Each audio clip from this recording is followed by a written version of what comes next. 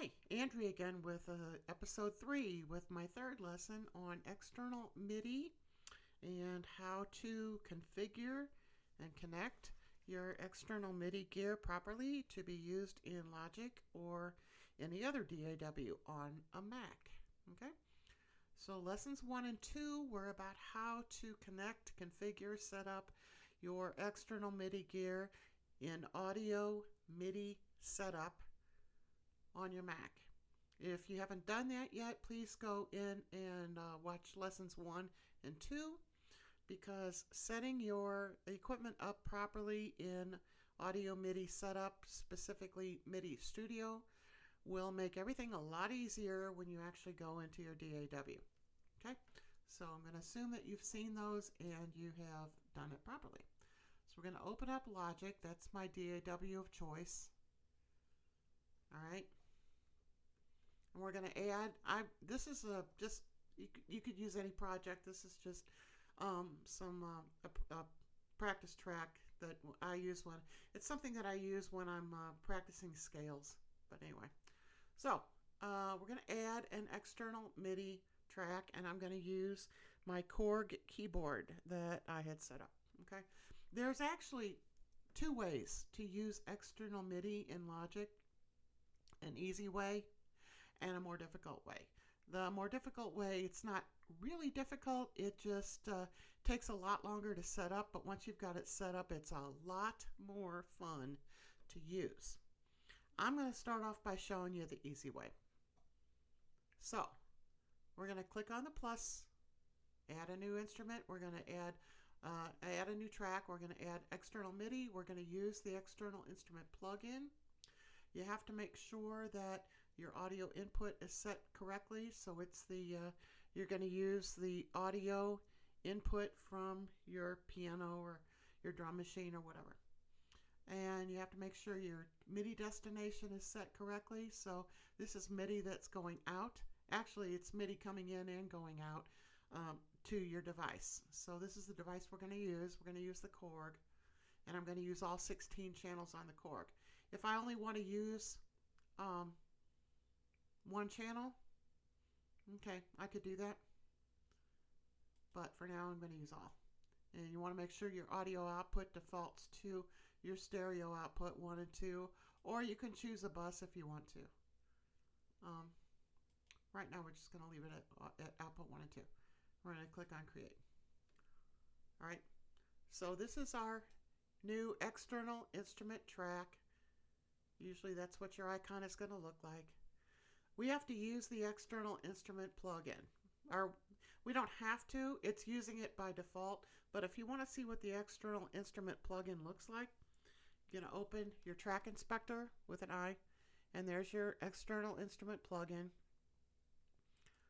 We're going to open that up, and this is how Logic knows where to route the how to route the MIDI and the audio.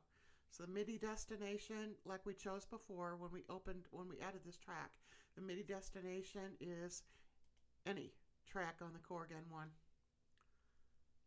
It's the Korg N1. The channel is all channels, because I don't really care right now. I could pick a specific channel, but I don't really care right now. The input is your audio input, and that's whatever you've got your audio cables from your audio cords from your device plugged into. So in this case, it's 5 and 6. I find it really nice that by default, auto compensate latency latency is checked off. I never have any trouble with latency, ever. And sometimes my projects have a lot of external MIDI channels. Never have any trouble with latency. So it defaults to that. Just leave it alone. Okay. You can save that as a preset too if you want to. So if you want to save this, you can save as. Okay, I've actually got a drum kit on channel 10. But anyway, so you can save that. You don't really need to. Okay. So there's our external MIDI track. We're going to test it. We're just going to hit record. And that's the click track from my Korg. That's a drum kit from my Korg.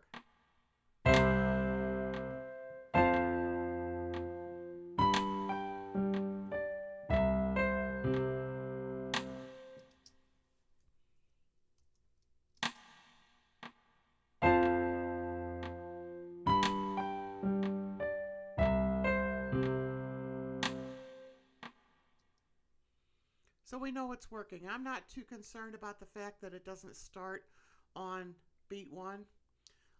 I've got a marker in here. This was another project I was working on, and I've got a marker here. See where it says marker 2? I've got a marker here to where playback doesn't start until beat 2, until measure 2. So I'm not too concerned about that. If you're opening up a blank project, it's going to start playing from beat 1 or from measure 1. But for this, I need it set up a specific way, so playback starts at measure 2, and I'm not concerned about that. So anyway, we know that our external MIDI is playing because we can hear it. We can open up the mixer view. So let's close the inspector. You just hit I to close the inspector. Hit X to open up your mixer view. And watch the fader here. Watch the signal. And you've got signal, and your audio, the signal is going to your stereo out.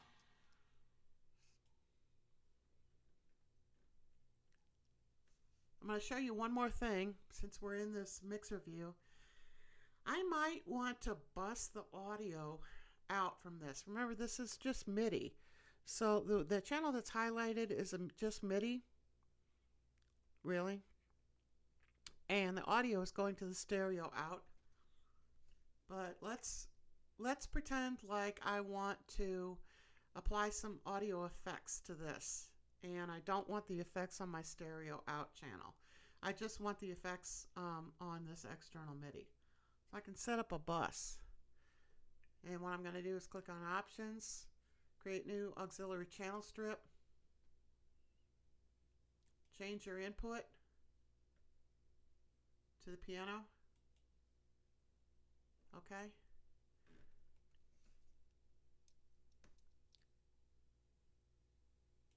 Bring the fader up slowly.